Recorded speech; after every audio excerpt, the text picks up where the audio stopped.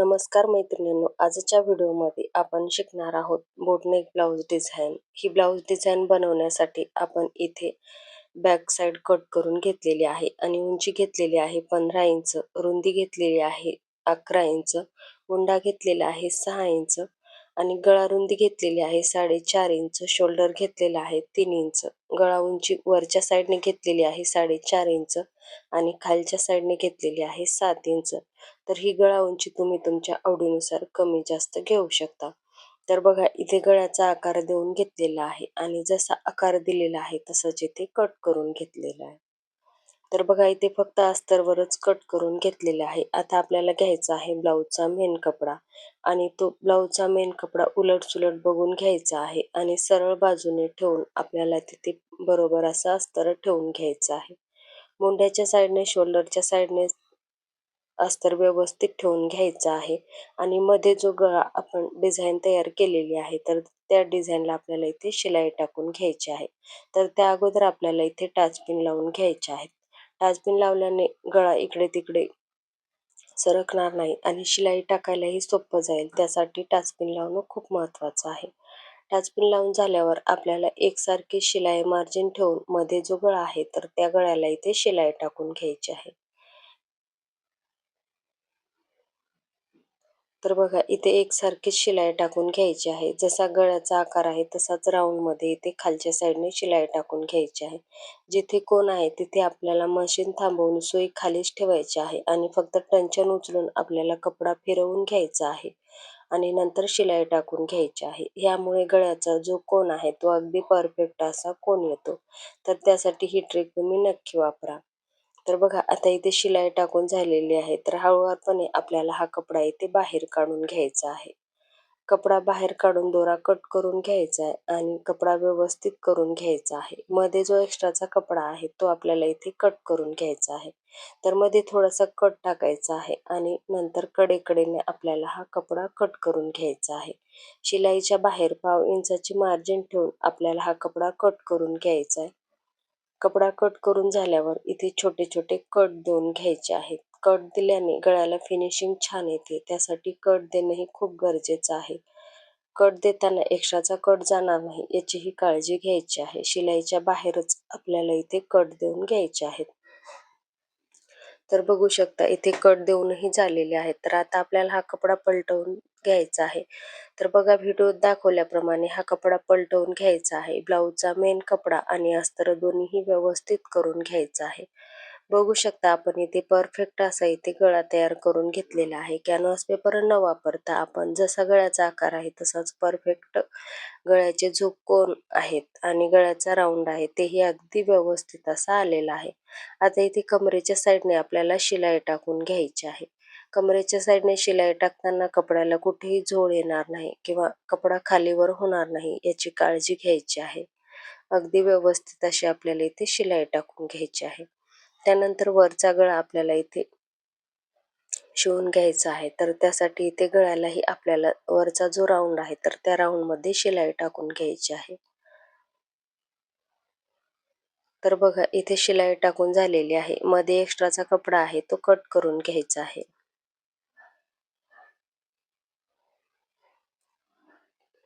आणि त्यानंतर इथे छोटे छोटे कट देऊन घ्यायचे आहेत आणि साईडने शिलाई टाकून अस्तर फिटिंग करून घ्यायचं आहे.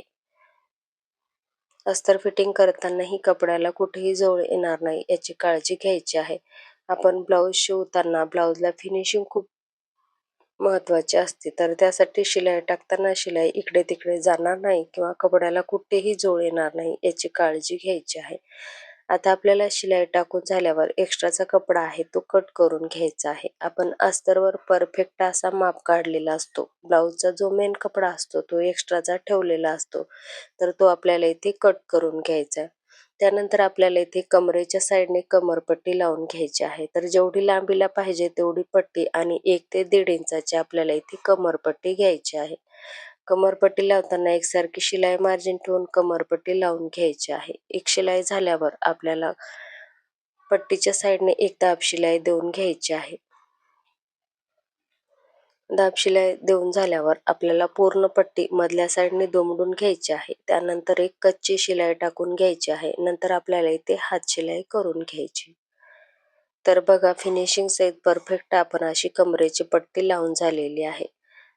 आता इथे वरच्या साईडने आपल्याला राऊंड मध्ये गळा आहे, तर त्या गळ्याला आपल्याला इथे गोटपट्टी लावून घ्यायची आहे. तर बघा इथे 1 इंचाची क्रॉस अशी आपण गोटपट्टी घेतलेली आहे आणि त्यानंतर आपल्याला एक साईड दुमडून घ्यायचं आहे.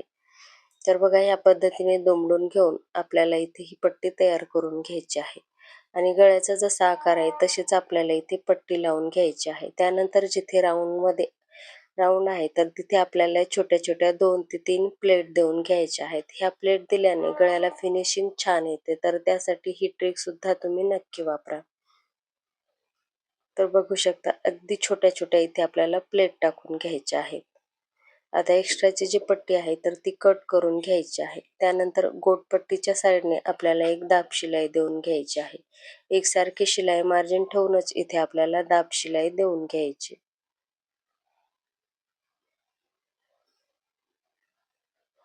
दाब शिलाई देऊन झाल्यावर पूर्ण पट्टी मधल्या साईडने दुमडून घ्यायची आहे आणि त्यावरून शिलाई टाकून घ्यायची आहे. अगदी सावकाश आणि एकसारखी शिलाई मार्जिन ठेवून ही शिलाई टाकून घ्यायची आहे, जेणेकरून गळ्याची जी फिनिशिंग आहे तर ती अगदी परफेक्ट अशी फिनिशिंग दिसेल. शिलाई इकडे तिकडे गेली तर आपल्या गळ्याला फिनिशिंग छान दिसणार नाही, तर त्यासाठी सावकाश अशी इथे आपल्याला शिलाई टाकून घ्यायची आहे. आणि बघू शकता आपण एकसारखी शिलाई मार्जिन ठेवून परफेक्ट असा गळाही तयार करून घेतलेला आहे. आता आपल्याला इथे गळ्याच्या मध्ये पॅच टाकायचा आहे, तर त्या पॅचसाठी आपण गळ्याच्या मध्ये अस्तरचा जो कपडा होता तर तो घेतलेला आहे आणि त्यानंतर आपल्याला चंद्रकोर आकारामध्ये असं तयार करून घ्यायचं आहे. तर आता हा पॅच आपण इथे तयार करून घेतलेला आहे. तर ह्या पॅचवरून आपल्याला इथे कॅनव्हास पेपरवर मार्किंग करून घ्यायची आहे. आता जसा आकार आहे तसाच ठेवून घ्यायचा आहे आणि फक्त आपल्याला लांबीसाठी 1 इंच वाढवून घ्यायचं आहे. रुंदी जेवढ्यास तेवढी ठेवून घ्यायची आहे आणि तुम्हाला रुंदीला जर जास्त पट्टी पाहिजे असेल तर तुम्ही अजून थोडीशी वाढवू शकता. तर बघा शिलाई मार्जिनसाठी आपण वरच्या साईडने 1 इंचाचा असे एक्स्ट्रा घेतलेला आहे आणि आता मार्किंग केलेली आहे तेवढ्यामध्ये आपल्याला इथे कट करून घ्यायचं आहे. तर बघा कॅनव्हास पेपरवर आपण हा पॅच तयार करून घेतलेला आहे आणि हा पॅच आपल्याला इथे अस्तरला लावून घ्यायचा आहे. तर बघा इथे अस्तरवर हा पॅच आपण लावून घेतलेला आहे. त्यानंतर आपल्याला घ्यायचा आहे ब्लाऊजचा मेन कपडा आणि ज्या साईडने अस्तर लावलेला आहे त्याच साईडने आपल्याला ब्लाऊजचा मेन कपडा ठेवून घ्यायचा आहे आणि शिलाई टाकून घ्यायची आहे, जेणेकरून आपण हा कपडा पलटवून घेतल्यावर एक साईड अस्तर आणि दुसऱ्या साईडने ब्लाऊजचा मेन कपडा तयार होतो. नाहीतर आपण दोन्ही बाजूने 2 लावले तर एकाच बाजूने तयार होतो आणि जो कॅनव्हास पेपर आहे तर तो वरच्याच साईडने राहतो. तर त्यासाठी आपण ज्या साईडने अस्तर आहे त्याच साईडने ब्लाऊजचा मेन कपडा लावून घ्यायचा आहे आणि दोन्ही साईडने आपल्याला अगदी कडेकडेने एकसारखी शिलाई मार्जिन ठेवून शिलाई टाकून घ्यायची आहे. शिलाई टाकून झाल्यावर एक्स्ट्राचा जो कपडा आहे तो कट करून घ्यायचा आहे आणि छोटे छोटे कट देऊन घ्यायचे आहेत. दोन्ही बाजूने कट देऊन घ्यायचे आहेत आणि त्यानंतर काडीच्या सहाय्याने आपल्याला हा जो पॅच आहे तर तो पॅच आपल्याला इथे पलटवून घ्यायचा आहे.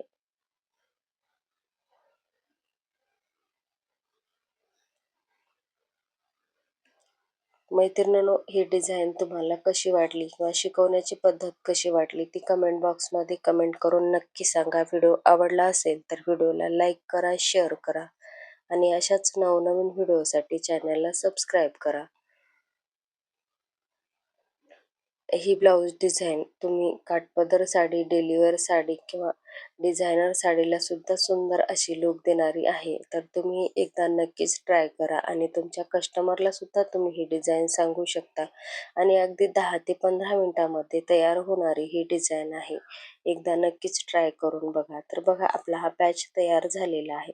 आता आपल्याला जेवढा पॅच लागणार आहे तेवढा इथे ठेवून आपण मार्किंग करून घेऊयात आणि त्या मार्किंगमध्ये आपल्याला इथे लटकनची लेस लावून घ्यायची आहे. तर बघा इथे आता आपल्याला ही लटकनची लेस घ्यायची आहे. तर दोन्ही साईडने आपण इथे गाठ टाकून घेऊयात, जेणेकरून जे लटकनचे मणी आहेत तर ते गळणार नाहीत यासाठी. तर बघा ह्या पद्धतीने गाठ टाकून घ्यायची आहे. तर इथे मी लटकनची लेस वापरलेली आहे. तुम्हाला जशी लेस वापरायची आहे तशी तुम्ही तुमच्या आवडीनुसार लेस वापरू शकता.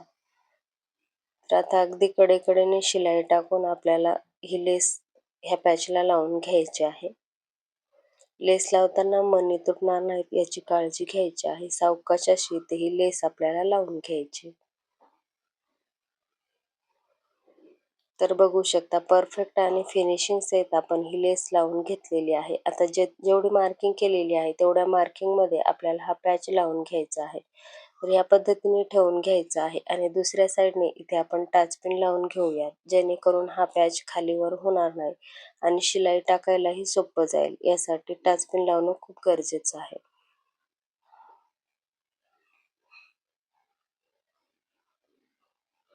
आता एक साईड आपण टाचपिन लावून घेतलेली आहे, तर दुसऱ्या साईडने आपण इथे शिलाई टाकून घेऊया.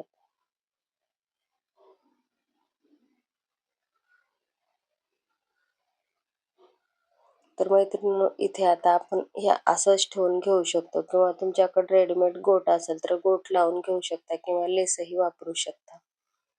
तर आपण इथे पुढं लेस लावून घेणार आहोत. आता एक साईड शिलाई टाकून झाल्यावर वरच्या साईडने आपल्याला दाब शिलाई देऊन अगदी हळूवारपणे असं दुसऱ्या साईडला यायचं आहे आणि आता टाचपिन काढून घेऊन इथे शिलाई टाकून घ्यायची आहे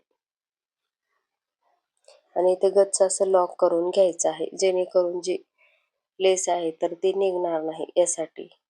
तर बघू शकता परफेक्ट आपला हा पॅच तयार झालेला आहे. आता आपण इथे सिल्वरची लेस लावून घेऊयात, कारण साडीला आपल्याला बॉर्डर सिल्वर कलरची आहे, तर त्यासाठी आपण लेस सुद्धा इथे सिल्वर कलरचीच वापरणार आहोत.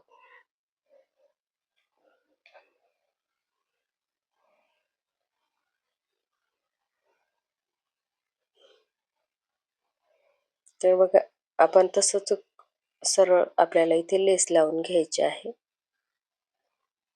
लेस लावताना अगदी कडेकडेने शिलाई टाकून आपल्याला इथे ही लेस लावून घ्यायची आहे. तर बघा जिथे कोण आहे तर तिथे मशीन थांबवून आपल्याला हा कपडा फिरवून घेऊन ही लेस लावून घ्यायची आहे. आणि बघा आपण परफेक्ट अशी ही लेस लावून झालेली आहे. तर आता इथे एक शिलाई टाकून झालेली आहे. लगेच आपल्याला इथे दुसरी ही शिलाई टाकून घ्यायची आहे आणि बघू शकता आपली परफेक्ट अशी लेस लावून झालेली आहे. आता मागच्या साईडचे आपल्याला इथे टक्स टाकून घ्यायचे आहेत. तर खालच्या साईडने अर्धा इंच आणि वर निमुळता असा आपल्याला टक्स टाकून घ्यायचा आहे.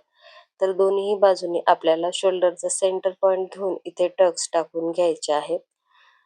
आणि बघू शकता मैत्रिणींनो, आपली फायनली ही डिझाईन तयार झालेली आहे. ही डिझाईन तुम्हाला कशी वाटली ती कमेंटमध्ये नक्की सांगा. आवडल्यास अशाच नवनवीन डिझाईनसाठी चॅनलला सबस्क्राईब करा. धन्यवाद.